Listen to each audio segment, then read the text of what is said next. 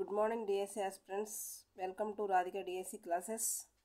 Thumbnail చూసే ఉంటారు. మీ అందరికీ గుడ్ మార్నింగ్. మీ అందరికీ మంచి గుడ్ న్యూస్ అండి. నిన్న రాత్రి లోకేష్ గారు, మన విద్యాశాఖ మంత్రి, ఎమ్మెల్సీ ఎలక్షన్ కోడ్, ఇది ఈరోజు ఫిబ్రవరి 1 ఎమ్మెల్సీ ఎలక్షన్ కోడ్ ఎప్పుడు వస్తుంది, ఈ కోడ్ ఎప్పుడు కంప్లీట్ అవుతుందంటే మార్చ్ 8 కల్లా కంప్లీట్ అవుద్ది. ఐ థింక్ అందరూ చెప్పడం ఏంటంటే మార్చ్ 15కి నోటిఫికేషన్ రిలీజ్ చేస్తామని అంటున్నారు. నెక్స్ట్ అంటే 1 మంత్ కంప్లీట్గా 1.5 మంత్ ఉంది. ఈ 1.5 మంత్ని మనం అయితే చాలా యూజ్ చేసుకోవాలి. గుర్తుపెట్టుకోండి, ఈజీగా ఫిబ్రవరి కంప్లీట్ అయిపోద్ది. 1 మంత్ ఉందని ఈజీగా తీసుకోవద్దు. సో మీ టైం వేస్ట్ కాకూడదని నేను న్యూస్తో పాటు ఈరోజు అంటే కొంచెం హరప్పా నాగరికత, ఓకేనా, ఇది intermediate AP intermediate text book, చాలా ఇంపార్టెంట్. హరప్పా నాగరికత మనం ఎన్నిసార్లు చదివినా బిట్స్ అయితే కొంచెం లోతుగా ఇస్తాడు. ఒక్కొక్కసారి ఏంటంటే లైట్గా అడుగుతారు. కానీ మనం రిలేటెడ్ టాపిక్ 6th క్లాస్లో ఉంది కాబట్టి మనం చదువుకోవాలి. మీరు ఈ విషయం గుర్తుపెట్టుకుని గుడ్ న్యూస్తో పాటు మనం చదవటం ఫిబ్రవరి 1 అస్సలు కూర్చోకుండా చదివితే మనమైతే జాబ్ సాధిద్దామని అనుకోండి. ఓకే, ఇప్పుడైతే చూడండి, ప్రాచీన నాగరికత సంస్కృతి అంటే 6th క్లాస్లో ఆల్రెడీ నేను నోట్స్ చేసేసాను కాబట్టి ఇంటర్మీడియట్ కొన్ని బిట్స్ మాత్రం చదువుకుందాం, ఓకేనా. ఓకే, ప్రాచీన భారతదేశ చరిత్ర ఎన్ని లక్షల సంవత్సరాల క్రితం ఉందని చెప్పుకోవాలి. 4 లక్షల నుంచి, క్రీస్తుపూర్వం 4 లక్షల సంవత్సరాల నుంచి 2 లక్షల సంవత్సరాల మధ్య శిలాయుగానికి విస్తరించింది. అంటే శిలాయుగంలో ప్రాచీన శిలాయుగం ఉంటుంది, నవీన శిలాయుగం. ఓకే, ప్రాచీన శిలాయుగానికి చెందిన పనిముట్లు ఎక్కడ దొరికినాయి? రాజస్థాన్, గుజరాత్, బీహార్, దక్షిణ భారతదేశంలో చదువుకున్నాం కదా, నైటే నేను వీడియో చేశాను. కర్నూలు బెలుం గుహల గురించి చదువుకున్నాం కదా, అక్కడ ఎముకలతో చేసిన రాతి పనిముట్లు ఉంటాయి, ఓకేనా. మధ్యప్రదేశ్లో కూడా. ఓకే, నవీన శిలాయుగం మానవుడు ఉపయోగించిన పనిముట్లు అయితే భారతదేశం అంతటా విస్తరించినాయి. అంటే నవీన శిలాయుగం మానవుడు చూడండి, ఎప్పుడు వచ్చే బిట్టు, నిప్పును ఏ మానవుడు కనుగొన్నాడు? ప్రాచీన శిలాయుగం, నవీన శిలాయుగం ఇలా అడుగుతూ ఉంటారు. నిప్పును కనుగొన్నది నవీన శిలాయుగ మానవుడు. నిప్పును కనుగొనడంతోనే అతని యొక్క అభివృద్ధి అనేది ముందుకు వెళ్ళిందనమాట.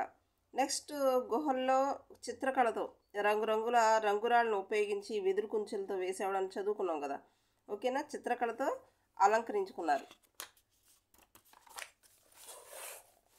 హరప్పా పూర్వ సంస్కృతులు చాలా ఇంపార్టెంట్ టాపిక్. చూడండి, బెలూచిస్తాన్ దిగువ సింధు ప్రాంతాల్లో నవీన శిలాయుగ ప్రజలు నివాస స్థానాలను పురావస్తు శాస్త్రవేత్తలు కనుగొన్నాడు. ఎక్కడ కనుగొన్నారంటే బెలూచిస్తాన్, ఓకేనా. నెక్స్ట్, ఇక్కడికి ఇంపార్టెంట్, దక్షిణ ప్రాంతంలో మాక్రాన్ తీరంలో సంస్కృతిలో చనిపోయిన వారిని దహనం చేసే ఆచారం పాటించారు. అంటే చనిపోయిన వారిని కాల్చే పద్ధతి అన్నమాట. నెక్స్ట్, నాల్ సంస్కృతి. ఇక్కడ నాల్ సంస్కృతిలో మృతదేహాలను ఏం చేశారంటే పాతి పెట్టేవాళ్ళు. మాక్రాన్ తీరంలోనేమో దహనం చేసేవారు. జోబు సంస్కృతిలో రాతి మీద కొన్ని గుర్తులు బయటపడ్డాయి. నెక్స్ట్, ఇది చూడండి, కుల్లీ సంస్కృతి ప్రజలు ఏం చేసేవాళ్ళంటే రాతి పెట్టెల్లో పైన రేఖలతో అలంకరించేవారు. అంటే పెట్టెల్లో మూసి ఖననం చేసేవారు అన్నమాట. ఈ పెట్టెలు ఎక్కడ బయటపడినాయి అంటే మెసొపొటేమియాలో బయలుపడినాయి. నెక్స్ట్, ఇప్పుడు మన టాపిక్ హరప్పా నాగరికత. చూడండి, ఇక్కడ 6th క్లాస్ టైం కూడా వేసాను. క్రీస్తుపూర్వం 2500 నుంచి 1700 అన్నారు. నెక్స్ట్, 1920లో తవ్వకాలు జరిగినాయి అని చెప్పారు. ఇక్కడ 1921 ఏదైనా ఇంత కాంట్రవర్సీగా బిట్లు అయితే అడగరు కాబట్టి 20 అన్న కరెక్ట్ అవుతుంది, 21 అన్న కరెక్ట్ అవుతుంది. ఓకే, మనకి 20, 21, 22, 23 ఇలా అడగరు. 20, 30, 40 అలా అడగవచ్చు. ఓకే, కాబట్టి మనకు దగ్గరగా ఉన్న ఆన్సర్ చూసుకోవాలి. ఈ సంవత్సరంలో మొదటిసారిగా పాకిస్తాన్లో పశ్చిమ పంజాబ్ గల హరప్పా ప్రాంతంలో హరప్పా నాగరికత కనుక్కున్నారు. ఈ ఇయర్ చూడండి, 2600 నుంచి 1900 సంవత్సరాల మధ్యకాలంలో విలసిల్లిన ఈ నాగరికతనే సింధు లోయ నాగరికత అంటారు. సింధు నదీ ప్రాంతంలో విలసిల్లిన నాగరికత కాబట్టి సింధు లోయ నాగరికత, ఓకేనా. అంటే అక్కడ ఉపనదులు రావి, బియాస్, సట్లెజ్ ఇలా 5 ఉపనదులు ఉన్నాయి కాబట్టి ఆ ప్రాంతంలో విలసిల్లిందనమాట. తొలిసారిగా వెలుగులోకి వచ్చిన స్థావరం చాలా ఇంపార్టెంట్, హరప్ప. కాబట్టే దీన్ని హరప్ప నాగరికత అన్నారు. ఫస్ట్ టైము వెలుగులోకి వచ్చిన నాగరికత స్థావరం అనమాట, ప్లేస్. ఇది తొలి పట్టణ నాగరికత. ఓకేనా, తొలి పట్టణ నాగరికత అనమాట. ప్రపంచంలో ప్రాచీన నాగరికతలైన మెసొపోటేమియా, ఈజిప్టులకు సమకాలీనం. అంటే ఈ టైంలోనే ఇది కూడా వర్ధిల్లిందని అర్థం. రైట్. భౌగోళిక విస్తరణ. విస్తరణ అంటే ఏ ప్రాంతాల్లో విస్తరించిందని అర్థం. హరప్ప నాగరికత పంజాబ్, హర్యానా, సింధు, బలూచిస్తాన్, గుజరాత్, పశ్చిమ ఉత్తరప్రదేశ్లో విస్తరించింది. ఉత్తరాన పంజాబ్లోని రూపార్ మొదలుకొని దక్షిణాన గుజరాత్లోని బగట్రావ్ వరకు, పశ్చిమాన పాకిస్తాన్లో ఇరాన్ సరిహద్దుల్లో సుట్కా జిందూర్ మొదలుకొని ఉత్తరప్రదేశ్లో అలంగీర్పూర్ వరకు విస్తరించింది. ఓకే, ఇక్కడ చూడండి విస్తీర్ణం. హరప్ప నగర విస్తీర్ణం ఎంతవరకు ఉందంటే 12,99,600 చదరపు కిలోమీటర్ల విస్తీర్ణం. న్యూ బిట్స్ అన్నిటికీ నేను హైలైట్ చేశాను చూడండి. ఇక్కడ ప్రధాన ప్రాంతాలు అన్నారు కదా. మొహంజోదారో అంటే మృతుల దిబ్బ అని అర్థం. ఇది చాలాసార్లు రిపీటెడ్గా వచ్చిన బిట్టు. మొహంజోదారో మృతుల దిబ్బ. ఓకే, ఇక్కడ 2 ప్రాంతాల మధ్య దూరం వేసాడు. ఏ ప్రాంతాలంటే హరప్పాకి పాకిస్తాన్లో ఉన్న 2 ప్రాంతాలు, మొహంజోదారోకి, చున్హోదారోకి, ఇలా 4-5 ప్రాంతాలు ఇచ్చాడు చూడండి. ఇక్కడ నేను పెన్సిల్తో రాశాను. First Harappa, second Mohenjodaro, Chanhudaro, Lothal, Kalibangan, Banawali. Okay, next 6వ ప్రాంతం బన్వాలీలో హిస్సార్. ఓకే, హిస్సార్ జిల్లాలో ఉంది. ఇది చూడండి, హరప్ప నాగరికత కాల దశలు 3 కాలాలు. తొలి దశ ఏమో క్రీస్తుపూర్వం 4000 నుంచి 2600. ఉజ్వల దశ అంటే బాగా అభివృద్ధి చెందిన దశ అనమాట. క్రీస్తుపూర్వం 2600 నుంచి 1900 వరకు.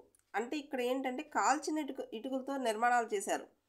ప్రజెంట్ ఇప్పుడు కూడా కాల్చిన ఇటుకలతో ఇల్లు కడుతున్నారు. అంటే 2600 సంవత్సరాల ముందే అప్పుడే కాల్చిన ఇటుకలు ఉపయోగించారంటే మరి అది పట్టణ నాగరికతకి సమానమైందనమాట. విదేశీ వాణిజ్యం ఉంది, చేతి వృత్తులు ఉన్నాయి, బంగారం నగలు ఇవన్నీ ఉపయోగించారు. హరప్ప యొక్క తుది దశ అంటే చివరి దశ, అంతమయ్యే దశ అనమాట. క్రీస్తుపూర్వం 1900 నుంచి 1750. ఇంపార్టెంట్ చూడండి. ఇంకా లిపి వచ్చి ఫస్ట్ టైం ఎప్పుడు కనుగొన్నారంటే క్రీస్తు శకం 1853లో గుర్తించారు. కానీ లిపిని కనుగొన్నది ఎప్పుడు? తవ్వకాలు జరిగిన తర్వాత, అంటే 2 ఇయర్స్ తర్వాత 1923 నాటికి కనుగొన్నారు. అయితే కానీ దాన్ని ఇప్పటికీ కూడా చదవలేకపోయారు.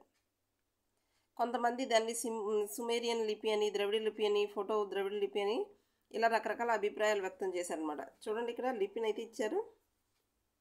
రైట్. ఇక్కడ చరిత్రకారులు 375 నుంచి 400 అక్షరాలను గుర్తించారంట. నెక్స్ట్ ఇక వచ్చి నగర నిర్మాణం. ఇది తొలి పట్టణ నాగరికత అనుకున్నాం కదా. వ్యవసాయం చేసేవాళ్ళు చూడండి గ్రిడ్ పద్ధతుల్లో రహదారులు నిర్మించారు. అంటే ఇప్పుడు రహదారి సూత్రాలమైన వాహనాలు సులభంగా తిరిగేందుకు వీలుగా నిర్మించారన్నమాట. పశ్చిమ కూడలి ప్రాంతం తప్ప మిగతా అంతా ప్రత్యేక నివాసాలుగా ఏర్పాటు చేశారు. ఇటుకలతో భవన నిర్మాణంలో ఉపయోగించారు. రాయి, చెక్క కూడా ఉపయోగించారు. ఈ ఇళ్ల నిర్మాణం ఎలా జరిగిందంటే ఎత్తైన వేదికల మీద నిర్మాణాలు చేశారు. 2 అంతస్తులు కలిగి ఉండేయంట. ఈ 2 అంతస్తులు పై అంతస్తులోకి వెళ్ళడానికి మెట్ల మార్గం కూడా ఉంది. ఇప్పుడు కూడా స్టెప్స్ కడతారు కదా, అలా పై అంతస్తుకి వెళ్ళడానికి మెట్ల మార్గం కూడా ఉంది. నెక్స్ట్ సంస్కృతిలో ప్రధానంగా చూడండి కేంద్రీకృత పరిపాలనా వ్యవస్థ. ఓకే, పశ్చిమ వైపు ద్వారం, కోటల్లో పశ్చిమ వైపు ద్వారం కలిగి ఉండేది. హరప్పాలో కోట 1400 అడుగుల నుంచి, అంటే 1400 అడుగులు ఇంటూ 600 అడుగుల కొలతతో సమానమైన 40 అడుగుల ఎత్తును కలిగి ఉంది. చూసారా, చాలా హైట్ అనమాట. కోట పునాదుల వద్ద 45 అడుగులు వెడల్పు గల ఇటుకలను ఉపయోగించారు. ఓకేనా. మొహంజోదారోలో కోట పెద్ద భవనాలను కలిగి ఉంది. సో ఫ్రెండ్స్, ఇక్కడ వరకు అయితే నేను చెప్తున్నాను. నెక్స్ట్ కంటిన్యూ చేసుకుందాం. మీకు నచ్చితే లైక్ చేయండి, నచ్చితే ఈ టాపిక్ ఇంకొంతమంది చూస్తారు. ఓకేనా. సబ్స్క్రైబ్ చేసుకోండి, షేర్ చేయండి. టెక్స్ట్ బుక్ లేని వాళ్ళకైతే యూజ్ అవుద్ది. కొత్త వీడియోస్తో మీ ముందుంటాను. Thank you.